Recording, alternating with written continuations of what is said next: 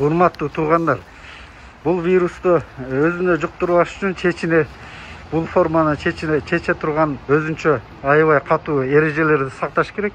Бул эреже боюнча биринчи кезекте перчатканы бир сыйра жууп алыңыздар. Перчатканы жууйбуз, Ооба, бир сыйра. Бул хлорлуу суу менен жууп алып туруп, жок, сабаз эле колуңузду салыңыз. Колду салам, Экинчи кезекте биз соңу козырёкту чечесиз. Сразу эле тияка салгыла. Тияка коём, Ооба. Так. Bunu çeçem. Анан кийин Çeçe vereyim mi? чече бергиз. Муну чечип атканда резкий движенияларды эч качан жасабаш керек, чтоб бияка жуккан вирустар кайра өзүңүзгө учуп келип туруп мурдуңузга кирбеш керек да. Акырындык менен. Мындай ичине кайрып. İçine kayırıp. Мындайдан кайрып чечиңиздер. Munda ya. Bakildi koca çeçip salıverem. Ооба.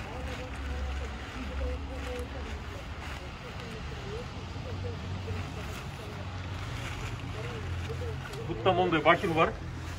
Özünüzler görüp turasızlar mı? Bakil. Buna men şunu bakil menen koşa çeçip atam.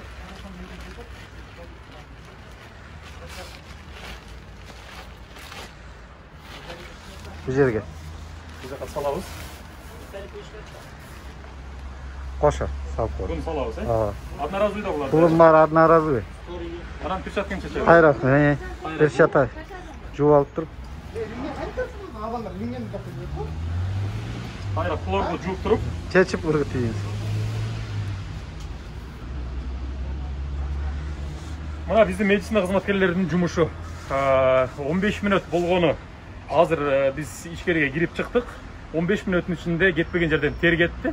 Ал эми медицина кызматкерлери бул кийимди бир сутка бою чечпей кийип кызмат кылгандар бар. Өзүңүздөр жана интернеттен көрсөңүздөр керек. Бир медицина кызматкери чечип атып, өтүгүнөн жарым литр, 1 литрге жетпеген сууну төккөн. Анын бардыгы тер. Мына ошонун негизи менен, ошол мээнеттин негизи менен азыр биздин кыргыз элибиздин саламаттыгы, биздин кыргыз жарандарыбыздын өмүрү уланууда. Медицина кызматкерлери сиздерге таазим.